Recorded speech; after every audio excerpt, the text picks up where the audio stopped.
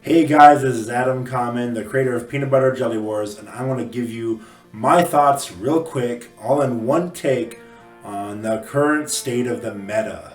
I want to try to go through this really fast. Um, I spend way too much time thinking about this stuff, and maybe my knowledge will help you guys win some money at the tournament or just get some glory. So, at the very top, I have meta defining. I think these are the units that are going to find the metagame. They're not necessarily the best units. This isn't really a best unit. This isn't really a worst to best tier list. It kind of is, but it's more like the top is more like these guys are shaping the metagame. Everything below it is reacting to it. So like the hives are just really cheap. You can get lots of units out real quick. Don't spend that much money. Good for defense and offense. Portals, same thing, except they wreck the hives. The only downside of the portals is that they're so expensive. Power bulbs make the strategy even more broken, and it also makes the UFO really good. Um, Bumblers are kind of underrated by some players. Once they're good for offensive and defensive, and that's something you'll notice about these top units is that they're good offensively and defensively. They're so versatile. They can be used for so many situations. Because not only are like the bumblers good for defensively, but once they get clumped together in groups of 20 or more, they're just pretty much unstoppable unless if your opponent has UFOs or maybe gas cannons or laser cannons. Um, Iron cannons, I believe, are actually the true best unit in the game, but I don't think the skill level of the players is quite there yet. I'll probably have some footage playing, but basically learn the lightsaber technique. Place the iron cannon right by your opponent, destroy them, sell it. It's the most abusable unit for Captain Micro and Saltine. It's really broken. It might be too good. Anyway, after that we have the best counter option. So we have the ants. The ants have been performing well despite the popularity of the hives, which is very surprising. If the portals do raise in popularity, the ants will be just even better. Ants completely decimate splayers. I used to think the anthills were like all the way down here, but the more I think about it, I think if you pair the anthills with portals or something, the portals can send out splayers that will support the ants and help them not die to the flies. But by themselves, anthills probably aren't the best. And I would say overall, the ant is like the one basic unit that actually is better than its spotter, unlike the splayer and the fly. After that, we have the laser cannon. The laser cannon is mostly here because bumblers exist. Bumblers are scary. You kind of have to respect bumblers, and laser cannon is the cheapest, quickest option to take care of them.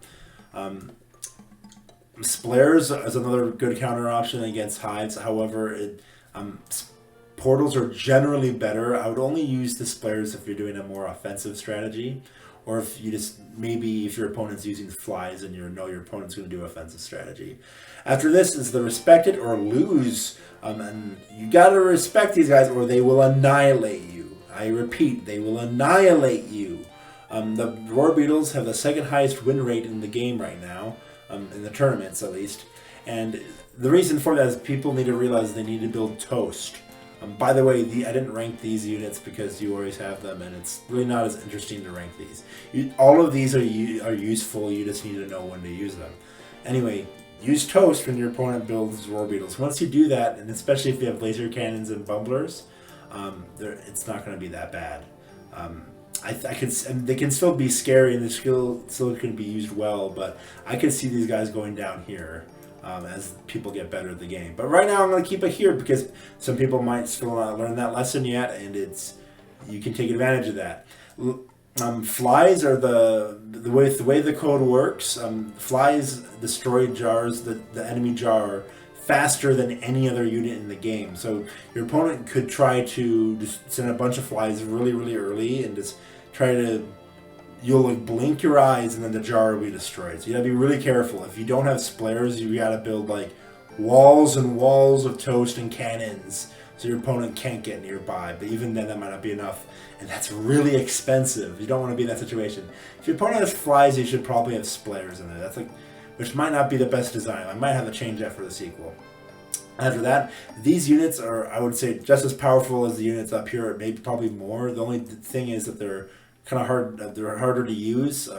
The UFO isn't too hard to use, but it is the most expensive unit in the game, and when you build it, you don't even get it right away. You have to wait 30 seconds or 15 seconds for the power bulb. But once you have them out, you have a really powerful unit that can decimate pretty much through everything except for bread.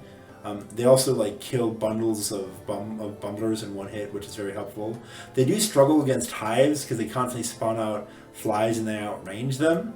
But overall, UFOs are really good. I would pair them with splares. Gnomes, if you're gonna use them, I would pair them with roar beetles or portals. Portals and gnomes isn't a strategy we've seen yet, but what you can do is the portals will constantly spawn out the splares, and you don't really care if you blow up your own splares because more are gonna come. And the reason why you want to send out gnomes in the first place is that splares struggle to get past toast. However, I could see maybe the gnomes going down because maybe ants are just better options. But however, gnomes are super quick, and I think there are some situations where you could use them, and I could see them going either way. I could see them being really bad, or I could see them being really broken. Right now, I'm going to put it here for a key for a specific strategy, and that's basically what this tier is. These troops are really good, but you need to have a specific strategy. The next one is potential, but requires more testing.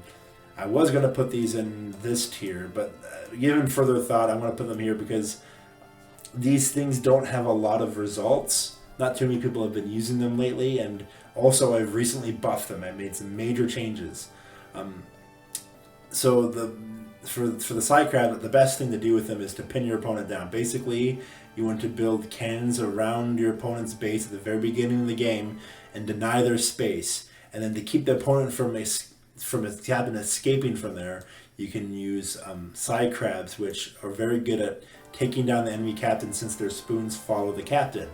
Their spoons also do bonus damage against cannons, and they outrange cannons. And not only do they do bonus damage to cannons, but they do bonus damage to buildings in general. Hive mines might be super powerful. I made it that to get the first upgrade, you only need to build 5 of them, which is $5,000. It's not that much. And after one upgrade, now all of your ants have like 2 HP. Your flies shoot slightly faster. Your roar beetles are slightly faster. That's not as good, but the main important ones is the ant and then the bumbler. Which the bumbler, their attack increases by 5, and their attack power is already 5. So after one boost, they're already killing bread in one hit. They're killing other bumblers in one hit, and now instead of killing splares in 6 hits, they now kill them in 3 hits. So that's one upgrade. With 2 upgrades, once you can build 20 of them, then they now kill splares in 2 hits, and it's very, very scary. And also, like, the scariest one is probably the ant. When they have 3 HP, they're like broken. They're like way too good. But the thing is, you have to be careful when you build these, because a common habit that I run into when I play is I end up building these too early. And when you build them too early, you don't have enough piggy banks, and if you don't have enough piggy banks, you can't build enough troops, and then your upgrades don't count. And so the most difficult units to use in the game, I would say, would be the Hive Mind and the Gnome. I'm not sure which one is more difficult. The next most difficult unit to use in the game is probably the Gas Cannon, which is why it's all the way down here. I used to think maybe it was all the way up here, or here or there, but the more I give it a thought, I think the Laser Cannon is pretty much the superior option. It's cheaper. It's not as powerful, but I mean, cheaper is way more important, and it also has more HP. I mean, the Laser Cannon does shoot slower, but it makes me sad because the Gas Cannon is my favorite unit in the game.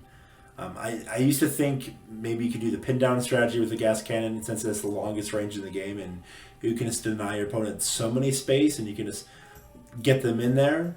However, and then maybe you compare them with like the crab, because the crab struggles against bulky units like splares and roar beetles, and gas cannons are really good against that. But guess what else is good against that? Laser cannons. And giving it more further thought, like, you could win with the gas cannon, but it might not be optimal, which is why I put down as questionably suboptional. But the key word here is questionably. I could be wrong. It may be optimal. But no one has figured it out yet, so maybe you want to figure that out. Anyway, this is the tier list. This might change, but these are my thoughts on the game. Hopefully you learned something, and hopefully all you guys do really well in the next tournament. Use this knowledge to defeat your opponents. If your opponents aren't watching these videos and all my tips, then you're at an advantage. You got this. I believe in you. I'll see you at the tournament. Bye.